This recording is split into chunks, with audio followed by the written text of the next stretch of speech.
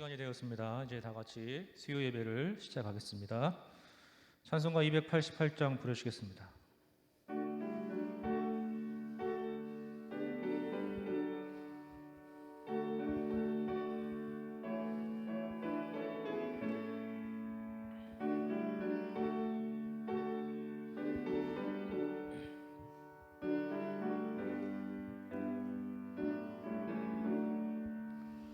예수를 나의 구주 삼고 성령과 피로써 거듭나리. 이 세상에서 내 영혼이 하늘의 영광 누리도다.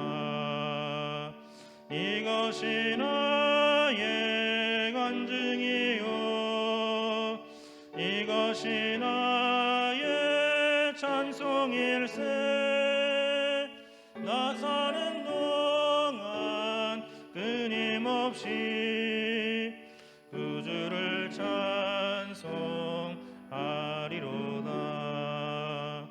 온전히 주께 맡긴 내 영 사랑의 음성을 듣는 중에 전사들 왕래하는 것과 하늘의 영광 누리로다. 이것이 나의 간증이요 이것이 나의 찬송일세. 나 사는 동안 끊임없이 구주를 찬송하리로다. 주 안에 기쁨 누림으로 마음의 풍랑이 잔잔하리. 이 세상에서 한 곳 없고 구속한 주만 보이도다. 이것이 나의 간증이요 이것이 나의 찬송일세. 나 사는 동안 끊임없이 구주를 찬송하리로다. 아멘. 기도하겠습니다. 하나님 아버지, 하나님의 크고 놀라우신 은혜에 감사를 드립니다. 이 더운 날씨에도 불구하고 저희를 지켜주심을 인해 감사를 드립니다. 주님, 저들이 이 시간에 주님을 예배하려고 모였습니다. 우리 가운데 함께하여 주시고 각자 자리에서 이 수요 예배를 드릴지라도 주의 성령이 충만하게 역사하여 주셔서 예배를 통하여서 우리의 삶이 회복되어지는 놀라운 역사가 있을 수 있도록 주님 도와주시옵소서. 말씀을 통하여서 우리를 새롭게 하여 주시고 그 말씀이 우리에게 영이요 생명이 될 수 있도록 주님 도와주시옵소서. 우리의 모든 어려운 상황을 주님께서 아시오니 다 해결하여 주시고 우리가 일상이 회복되어서 우리가 주님 앞에 온전히 예배하며 우리가 하나님의 놀라우신 은혜를 받는 시간들 빨리 돌아올 수 있도록 주님 인도하여 주시옵소서. 이 나라와 민족과 이 교회를 지켜주시고 하나님의 크신 영광을 보여주시며 살아계신 하나님께서 우리와 함께 하심을 우리가 경험하며 또한 하나님께 아멘으로 고백하며 나갈 수 있도록 주님 도와주시옵소서. 예수님의 이름으로 기도합니다. 아멘.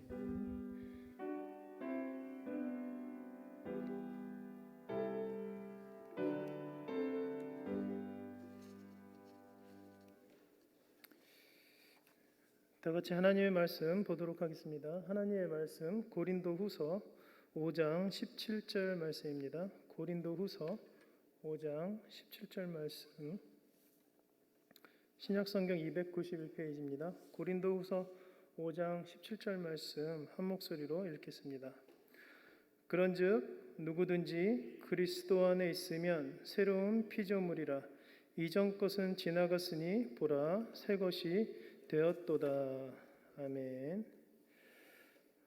사랑하는 시청동교회 성도 여러분 반갑습니다. 오늘은 새로운 존재라는 제목으로 하나님의 말씀 증거하도록 하겠습니다. 교회는 어떤 곳인가? 교회는 어떤 곳인가라고 질문을 하면은 이런 대답을 할 수 있습니다.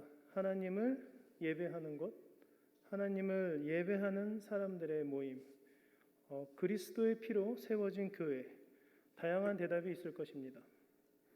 특별히 교회가 어떤 곳인가에 대해서 에베소서에서는 이렇게 말씀을 하고 있습니다.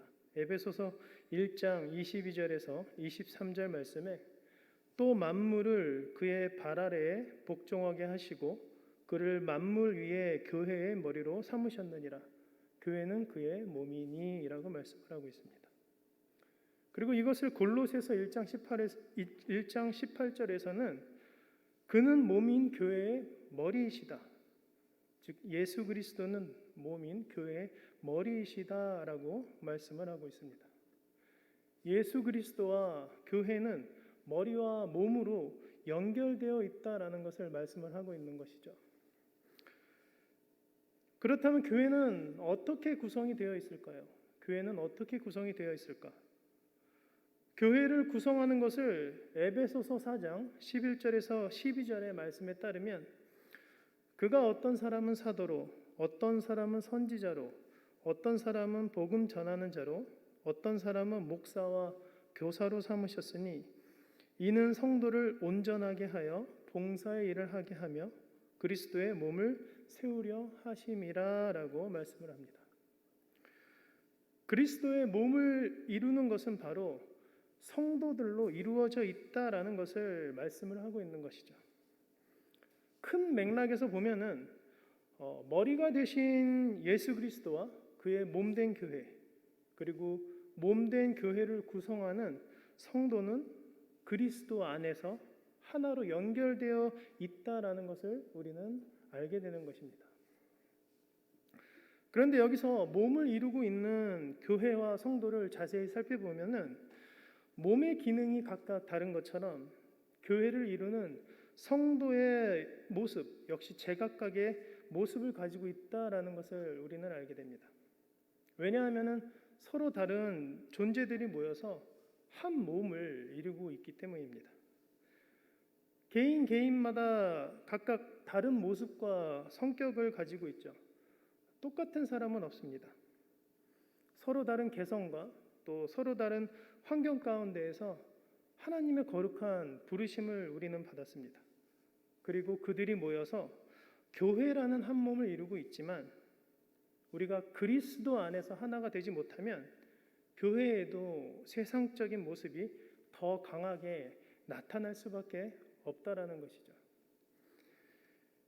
교회의 몸을 이루고 있는 개인들의 모습을 조금 더 자세히 살펴본다면 우리 각자는 불과 같은 그런 속성을 모두 지니고 있다라는 것을 우리는 발견할 수 있습니다.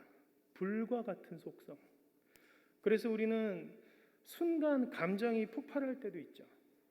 화가 나면 마음이 불타오르기도 합니다.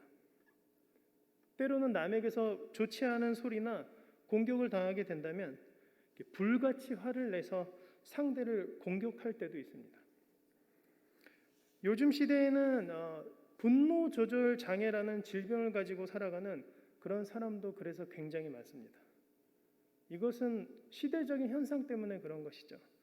예전에는 참아라, 참는 게 이기는 거다라고 가르침을 받고 배워왔지만 요즘 시대에는 참으면 바보다 이런 말을 합니다. 개인주의를 지향하기 때문에 개인이 하고 싶은 그런 목소리를 다 내고 주장하며 살도록 만들어가고 있죠. 그래서 내가 참지 않고 목소리를 내는 것이 더 똑똑한 모습이고 공동체보다는 개인이 더 중심이 되는 그런 시대를 우리는 살아가고 있을지도 모릅니다. 그래서 개인이 자기의 목소리를 높이다 보니까 의견의 불일치도 참 많이 있게 되는 것이죠. 그러면서 다툼도 많아지고 화도 많아지고 그래서 참을성도 많이 사라진 그런 사회를 우리는 살아가고 있게 되는 것입니다. 교회의 몸을 이루고 있는 성도에게서도 혹시 이런 모습이 있을지도 모르겠습니다. 우리가 그리스도를 중심으로 연합이 되면 좋겠지만 여전히 우리는 불완전하고 또 개인 중심적인 그런 사람의 모습이 더 강하게 나타나니까 각자의 그런 다른 개성 또 다른 모습으로 우리가 이루어져 있기 때문에 이런 위험성 역시 교회에도 늘 존재하게 된다라는 것이죠. 하지만 그럼에도 불구하고 교회에는 하나님의 은혜가 있습니다. 하나님의 은혜가 있고 하나님이 교회의 머리가 되시기 때문에 우리 인간의 부족함이 하나님의 그 은혜 가운데 가리워지게 됩니다. 그리고 그리스도의 그 은혜가 우리 부족한 성도를 견인하고 있기 때문에 불안한 이 시대에 그래도 안전한 곳, 불안한 이 시대 속에서도 그래도 안전한 곳이 교회라고 생각이 됩니다. 그런데 만약 교회 안에 그리스도가 사라지고 세상적인 모습만 강하게 나타난다면 우리 교회는 어떻게 될까요? 불보듯 뻔하겠죠. 얼마 되지 않아서 깨지고 다투고 그래서 불타버리는 그런 모습이 돼버릴 수도 있습니다. 그래서 성경은 이 말씀을 교회의 몸을 이루고 있는 우리에게 먼저 주신 것 같습니다. 오늘 말씀에 누구든지 그리스도 안에 있으면 새로운 피조물이라. 이전 것은 지나갔으니 보라 새 것이 되었도다. 누구든지, anyone, anybody, 어떤 모습이든지 어떤 성격이든지 어느 누구든지 상관없다. 너희는 예수 그리스도를 통과해라. 예수 그리스도의 그 은혜를 통과하면은 그러면 누구든지 새롭게 되어질 수 있다라는 것을 하나님은 말씀하고 있다는 사실입니다. 제가 그림을 하나 보여드리도록 하겠습니다. 그림을 보시면은 이것은 물의 원소 기호입니다. 물의 원소 기호는 H2O를 사용합니다. H2 수소 2개와 산소 1개가 이제 결합이 되어서 물이라는 새로운 연합체 H2O로 태어난 것이죠. 그런데 여러분 수소와 산소의 이 개별적인 특성을 보면은 수소와 산소는 이들은 쉽게 타오르고 폭발하는 그런 강력한 불의 속성을 지니고 있다라는 것입니다. 수소로는 수소폭탄을 만들 수 있죠. 그리고 산소는 불이 이렇게 타오를 때, 산화할 때 불길이 더욱 세게 타오르도록 만드는 그런 활성화 요소를 지니고 있게 됩니다. 이 둘이 수소와 산소가 이 둘이 떨어져 있을 때는 강력히 불태우고 폭발하는 그런 물질의 특성을 가지고 있었지만 그런데 이 둘이 합쳐지면은 불을 꺼버리는 물 H2O라는 전혀 다른 물질로 변화된다라는 사실입니다. 그렇다면 물의 속성을 또한 살펴본다면요, 물이라는 것은 불을 꺼버리게 됩니다. 또 물이라는 것은 사람을 살리는 그런 생명을 가진 물질인 것이죠. 하루에도 우리는 충분한 물을 몸에 저장해야 하고 또 물을 계속적으로 보충하며 살아가야 합니다. 물로 씻고 물과 함께 우리는 생활을 해야만 하는 그런 소중한 존재가 물이라는 존재죠. 물 없이 살 수 있는 사람은 없습니다. 우리를 지금도 나를 지금도 살리고 있는 것이 물인 것이죠. 성경을 살펴보면은 성경에서도 물이라는 것을 생명을 살리는 존재로 말씀을 합니다. 그리고 성경은 물이라는 것을 예수 그리스도의 은혜로 또한 표현을 합니다. 그리스도의 은혜를 물과 같다라고 표현을 하죠. 왜냐하면은 예수 그리스도는 죄로 죽은 우리를 살려주신 그 은혜를 이 땅에 주셨습니다. 그리고 마르지 않는 생명수와 같은 그 은혜를 여전히 성도된 우리에게 흘려보내고 채우고 계시기 때문입니다. 요한계시록 22장 1절에서 2절 말씀을 보면은 이런 말씀이 있습니다. 또 그가 수정같이 맑은 생명수의 강을 내게 보이니 하나님과 및 어린 양의 보좌로부터 나와서 길 가운데로 흐르더라. 강 좌우에 생명나무가 있어 12가지 열매를 맺되 날마다 그 열매를 맺고 그 나무 잎사귀들은 만국을 치료하기 위하여 있더라라고 말씀을 합니다. 사람을 살리는 바로 생명의 근원이 어린 양의 보좌, 즉 그리스도로부터 시작이 되고, 생명의 열매는 그 물줄기의 공급을 통해서 살아가는 성도에게 맺어지는 그런 연결이 있다라는 것을 보여주는 것이죠. 바로 예수 그리스도가 우리의 생명수가 되고, 그의 몸된 성도는 생명수 옆에 심기운 그런 생명나무처럼 생명수에 뿌리 내린 그런 열매 맺는 존재구나라는 것을 알게 되는 것입니다. 이와 비슷한 표현을 우리 에스겔서에서 한번 찾아보도록 하겠습니다. 에스겔서 47장에서는 성전에서 흐르는 물의 환상을 통해서 우리는 더 자세히 알 수 있습니다. 에스겔서 47장 1절에서 12절 말씀을 한번 찾아서 읽어보도록 하겠습니다. 에스겔서 47장 1절에서 12절 말씀입니다.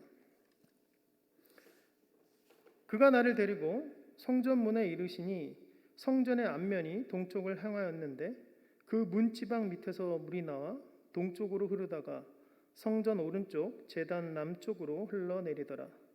그가 또 나를 데리고 북문으로 나가서 바깥 길로 꺾여 동쪽을 향한 바깥문에 이르시기로 본즉 물이 그 오른쪽에서 스며 나오더라.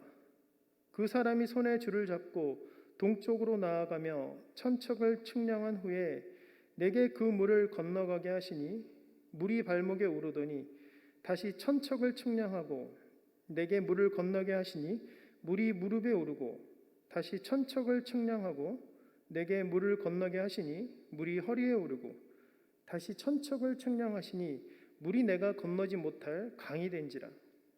그 물이 가득하여 헤엄칠 만한 물이요 사람이 능히 건너지 못할 강이더라. 그가 내게 이르시되 인자야 내가 이것을 보았느냐 하시고 나를 인도하여 강가로 돌아가게 하시기로 내가 돌아가니 강 좌우편에 나무가 심이 많더라. 그가 내게 이르시되 이 물이 동쪽으로 향하여 흘러 아라바로 내려가서 바다에 이르리니 이 흘러내리는 물로 그 바다의 물이 되살아나리라.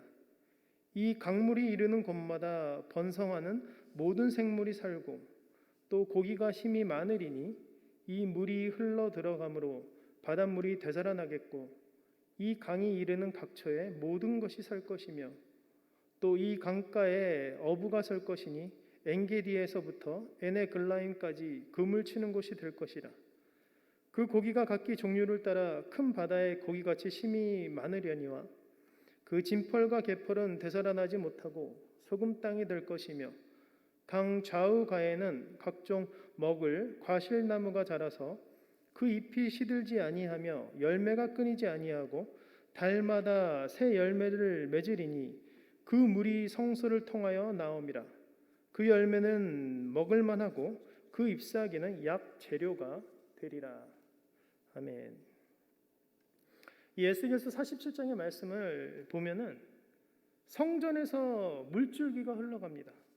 그 물줄기가 흘러가더니 점점 더 멀리 흘러가고 점점 더 깊어지고 그래서 건너지 못할 큰 강물이 되었다라고 합니다. 그리고 그 강물이 이르는 곳마다 번성하는 모든 생물이 살고 또 그곳에는 고기가 심이 많으리니 이 물이 흘러 들어가므로 바닷물이 되살아나고 이 강이 이르는 각처에 모든 것이 살아날 것이다 라고 표현을 했습니다. 성전에서부터 나온 물이 그 물이 흘러가는 곳마다 하나님의 역사가 일어나는 것이죠. 그리고 그 물이 흘러가는 곳마다 생명이 살아나는 그런 회복과 기적이 있었다라는 것을 말씀하고 있습니다. 그리고 강물이 이르는 곳마다 번성하는 모든 생물이 살고 또 고기가 심이 많을 것이다 이렇게 말씀하신 것처럼 하나님의 살리시는 물, 하나님의 생명수는 열매가 맺어지는 그런 은혜의 생명수다라는 것을 말씀을 하고 있는 것이죠. 여러분, 그리스도를 통해서 누구든지 새롭게 된다라는 것이 이와 같습니다. 우리 한 사람 한 사람은 정말 불과 같은 속성을 가지고 있고 그리고 연합되기 어려운 그런 속성을 가지고 있을지라도 우리 교회가 한 몸을 이루게 되는 것은 바로 예수 그리스도를 통해서 우리의 이 속성이 변화되는 그런 은혜가 있게 되고, 그리고 그 은혜는 이처럼 생명의 그 열매로 연결되어진다라는 것이죠. 여기 요한계시록과 에스겔의 환상처럼 그리스도의 그 생명수를 공급받고 있는 그런 교회와 성도는 이런 은혜의 존재로 세상의 열매를 나타낼 수 있는 그런 생명나무 존재로 우리는 거듭 자라나야 할 필요가 있다라는 사실입니다. 여러분, 코로나로 인해서 현재 많은 사람들이 고통 가운데 있습니다. 또 죽음을 맞이한 분들도 참 많이 있습니다. 여러분, 코로나라는 단어는 어찌 보면은 생명이라는 의미보다 죽음이라는 것을 먼저 떠오르게 만듭니다. 굉장히 정말 아픈 단어, 굉장히 아픈 단어가 코로나라는 단어일지도 모르겠습니다. 여러분께 코로나 바이러스의 모양을 한번 이렇게 보여드리겠습니다. 코로나 바이러스의 모양을 살펴보면은 저기 보시면 가시와 같은 그런 스파이크, 돌기가 많이 이렇게 돌출된 것을 우리는 볼 수 있습니다. 여러분, 가시라는 것은 찌르는 그런 속성을 가지고 있죠. 섣부르게 다루기라도 한다면 찔리고 피가 나는 그런 아픔을 주는 것이 바로 가시입니다. 그래서일까요? 저 코로나의 모습처럼 코로나는 여전히 많은 사람을 찌르고 아프게 하고 있다라는 것이죠. 반면에 아까 보여드린 물의 속성을, 또 물의 모양을 보면은 물은 부드럽고 동그란 모양을 가지고 있게 됩니다. 물에는 가까이 다가가도 다치지 않습니다. 오히려 물 자체가 가지고 있는 그런 부드러움을 우리는 이렇게 몸으로 느낄 수 있게 되는 것이 바로 물의 속성이죠. 성도 여러분, 교회가 이와 같습니다. 가시처럼 사람을 찌르는 그런 존재가 아닌 물처럼 물과 같은 부드러움을 지닌 그런 존재, 물과 같은 부드러움을 지닌 존재가 교회의 모습이다라는 것이죠. 그래서 교회의 모습에는 가시 같은 그런 스파이크, 그런 날카로운 그런 모습이 아닌 부드러움을 나타내는 그런 둥그런 모습이 많이 있어야 하는 것입니다. 둥그러운 모습으로 살아야 하고, 부드러운 모습으로 살아야 하고, 둥그런 말과 그런 행동이 많아져야 하는 것이 바로 교회다라는 것이죠. 예를 한번 들어 보이도록 하겠습니다. 우리가 사용하는 단어들만 살펴봐도 둥그런 것과 날카로운 것의 차이가 많이 드러나게 됩니다.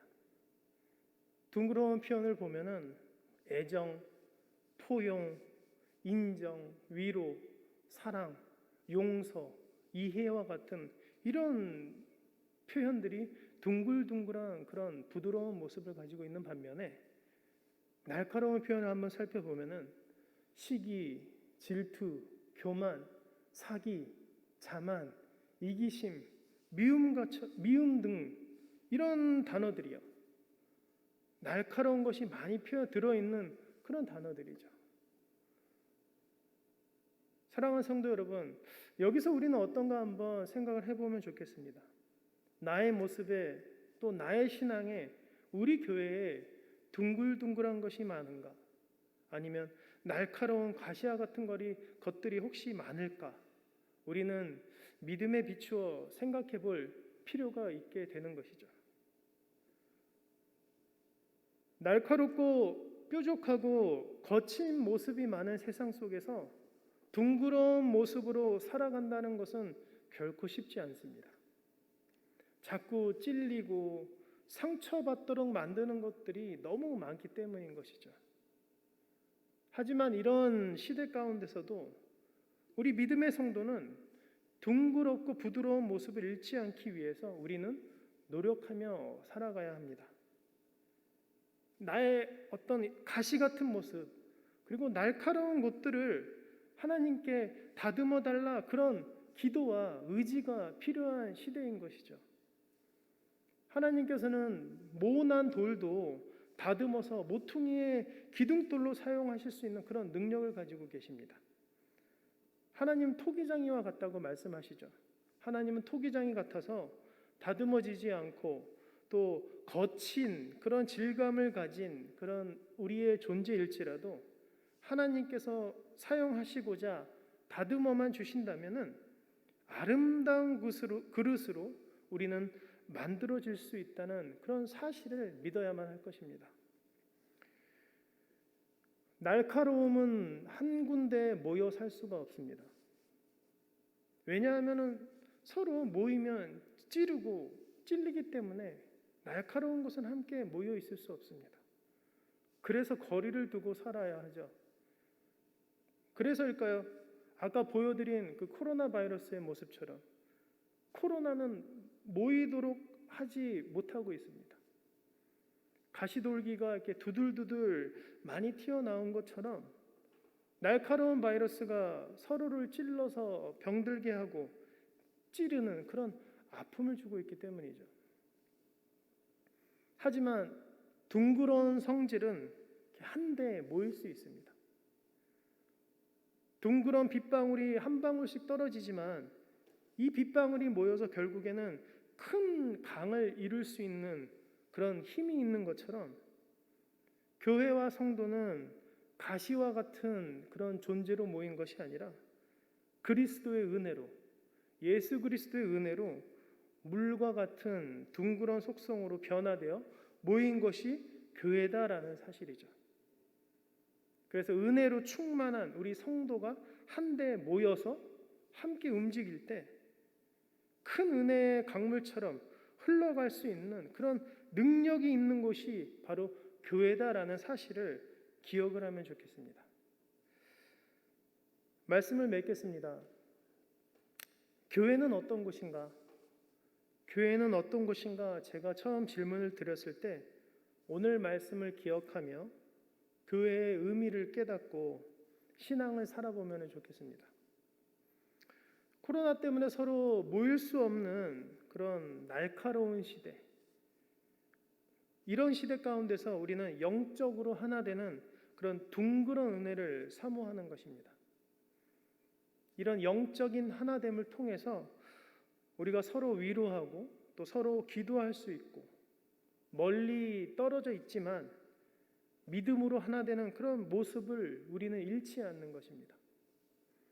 모이지는 못하지만 비록 모이지는 못할지라도 우리는 어떤 곳, 어떤 장소에서라도 그리스도의 은혜로 하나 되는 그런 모습으로 우리가 살아간다면 여전히 우리는 교회라는 이름으로 세상에 큰 은혜의 열매를 맺을 수 있는 그런 능력 있는 성도의 모습으로 살아갈 수 있게 된다는 사실입니다. 이 시대 교회가 많이 약해졌습니다. 그리고 교회도 많이 날카로워졌습니다. 바뀌어야 할 때고 바뀌어져야만 할 때가 바로 이때가 됩니다. 오늘 말씀을 기억해서 우리 성도들은 둥그런 은혜로 서로 연합하여 또 연결되어져 가는 신창동 교회 성도의 모습을 회복하는 그런 은혜가 충만히 있기를 축원합니다. 기도하겠습니다. 하나님 아버지 은혜와 사랑을 감사합니다. 코로나라는 어려운 시대를 우리가 살아가고 있습니다. 모이고 싶지만 모일 수 없고 흩어져야만 살 수 있는 그런 날카로운 시대를 우리가 살아가고 있지만 그리스도의 은혜로 함께 모이는 이 성도의 모임인 교회는 우리가 몸은 멀리 떨어져 있을지라도 우리가 하나님의 은혜 가운데 서로 마음은 한데 모여 있는 그런 하나님의 축복의 은혜가 우리 성도들 삶 가운데 넘치기를 원합니다. 우리 성도들의 마음에도 너무나도 아프고 힘든 것들이 많이 있습니다. 하나님의 은혜를 구할 때가 이때고 하나님의 도우심을 간절히 구할 때가 이때입니다. 하나님께서 은혜의 강물이 흘러나가는 것처럼 우리 성도들의 삶 가운데 은혜의 생명수로 부어주시고 은혜의 생명수 가운데 우리 성도들이 치유되고 회복되는 그런 놀라운 은혜가 넘치는 우리 성도들의 삶 되도록 주님이 인도하여 주시옵소서. 모든 것에 감사를 드리며 예수님의 이름으로 기도드립니다. 아멘. 교회 소식 나누도록 하겠습니다. 강화주 사모님의 어머님, 또 우리 김동희 담임 목사님의 장모님께서 어제 소천하셔서 현재 36 서울병원에서 장례가 진행 중입니다. 내일 새벽에 발인이 있습니다. 성도 여러분의 많은 위로와 기도를 부탁드리도록 하겠습니다. 그리고 여러분께서 드린 헌금 소개하도록 하겠습니다. 손정신 권사님 외에 여러분이 11조로 하나님께 드렸습니다. 또 김용래 권사님 외에 여러분께서 선교 헌금으로 드리셨습니다. 김춘자 권사님 더불어 살아가기 헌금으로, 또 만나 나눔터 김춘자 권사님께서, 또 최동분 권사님께서, 집사님께서 금식기도 헌금으로 드렸습니다. 최동분 권사님께서 하나님 모든 범사에 감사를 드립니다. 감사 헌금으로 드리셨습니다. 또 주 예수 그리스도께 모든 한 달도 지켜주신 하나님 감사드립니다. 최동문 권사님 드리셨고, 또 범사에 감사합니다. 손정신 권사님, 또 오재숙 권사님 범사에 감사합니다. 하나님께 귀한 예물 드리셨습니다. 우리 이 시간 코로나19 극복을 위한 다니엘 기도문을 우리가 함께 드리고, 그리고 주기도문으로 오늘 예배를 마치도록 하겠습니다. 다니엘의 기도를 들어주셨던 하나님, 우리의 기도도 들어주실 줄 믿고 코로나19로 인해 고통받는 이웃들과 교회를 위해 간구합니다. 그동안 우리들이 하나님의 은혜 속에 살면서도 감사할 줄 모르고 하나님을 떠나 교만하게 살았음을 회개하오니 긍휼을 베풀어 용서해 주시옵소서. 치료의 하나님, 우리가 죄악을 돌이켜 우리를 낮추고 주의 얼굴을 구하면 주께서 들으시고 우리를 용서하시며 회복하시겠다는 약속을 이루셔서 코로나19 때문에 고통받고 있는 이웃들을 치료하여 주시옵소서. 그리고 코로나의 두려움에 눌려있는 우리들에게 지킬 것을 지키면서 해야 할 일에 최선을 다할 수 있는 지혜와 용기를 주시옵소서. 전능하신 하나님, 코로나19 방역과 치료를 위해 헌신하는 분들이 지치지 않도록 힘과 능력을 주셔서 그들을 감염으로부터 보호해 주시오며 맡은 자리에서 최선을 다해 사명을 잘 감당하게 하옵소서. 예배를 기뻐하시는 하나님, 코로나19를 핑계로 예배 생활과 경건 생활에 게을러지지 않게 하옵시며 우리가 어떤 환경에서 예배를 드리더라도 성경 중심하고 성령 충만한 예배를 간절한 마음으로 드리게 도와주시고 어서 속히 정상적인 예배와 전도 환경이 회복되게 하옵소서. 우리의 예배가 삶의 예배로 이어져 받은 은혜를 가슴에 품고 들은 말씀대로 순종함으로 이웃에게 덕을 세우고 교회를 유익케 하며 하나님께 영광 돌리며 살게 하옵소서. 어떤 상황에서도 우리를 지켜주시고 복주시는 예수님의 이름으로 기도드립니다. 아멘.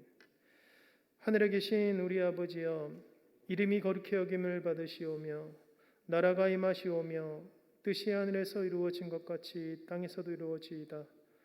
오늘 우리에게 일용할 양식을 주시옵고 우리가 우리에게 죄 지은 자를 사하여 준 것 같이 우리 죄를 사하여 주시옵고 우리를 시험에 들게 하지 마시옵고 다만 악에서 구하시옵소서. 나라와 권세와 영광이 아버지께 영원히 있사옵나이다. 아멘.